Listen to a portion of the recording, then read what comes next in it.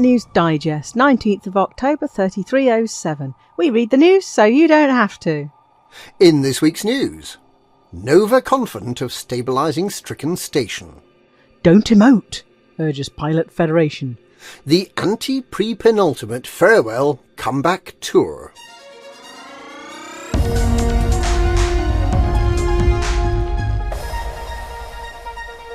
Nova Imperium is said to be confident that the evacuation of Dyson City in Parisa, which was targeted by an NMLA bomb last week, will be complete before the end of the week. According to ACT, the bombing was carried out by a breakaway part of the so-called Theta group of terrorists, while the mastermind bomber known as Theta 7 remains in hiding.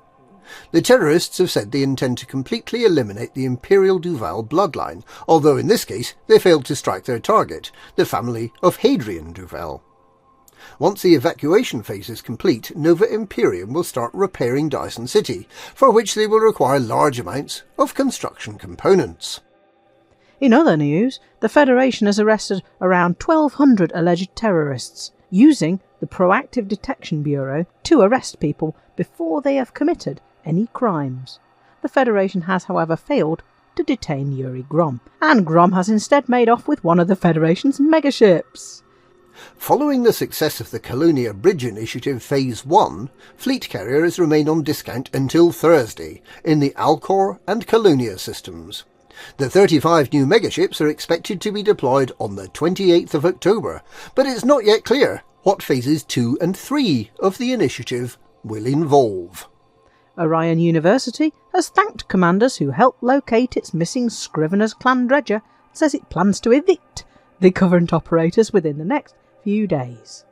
In an unexpected move, undercover detective Francesca Wolf of the Wallglass Detective Agency has been hired by Lexi October of the secretive Joker's Deck Gambling Club to find a stolen ceremonial playing card that was apparently purloined by the so-called Winking Cat.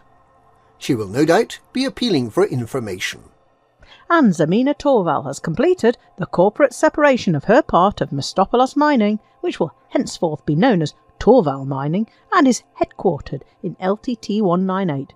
Gabriella Mostopoulos now has majority share of the original corporation.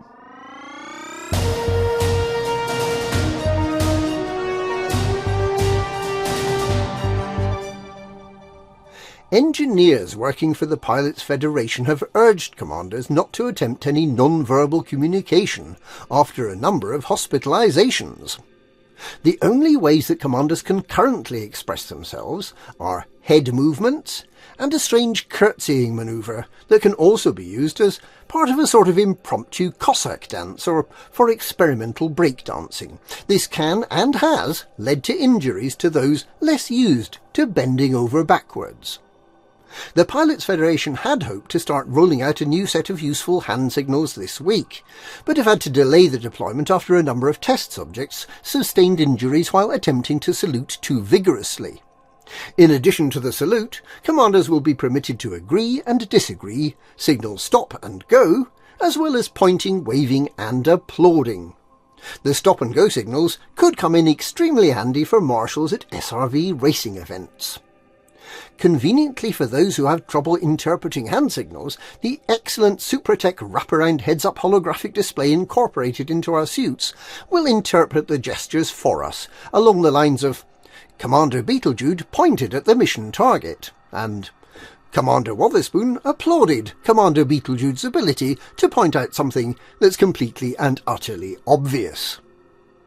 The 4 new engineers that were due to open for business in Colonia have delayed their opening in protest at the lack of safe emotes, and commanders will need to wait just a little longer to find out whether there really is a 20-metre tall solid gold statue of Dr. Arcanon in the social area of the megaship the Gnosis.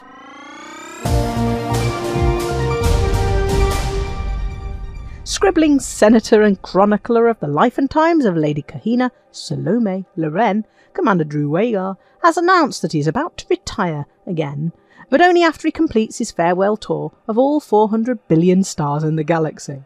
The publicity-crazed senator plans to livestream his entire tour to his many fans and followers from around the galaxy and to reminisce about how much better things were back in the day when everything was in wireframe and you had to load the program for your ship's navigation and trading systems from a portable cassette player.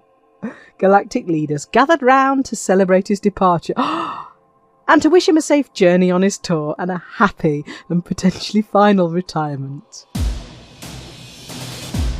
And that's this week's Galnet News. Galnet News. We read the news so you don't have to.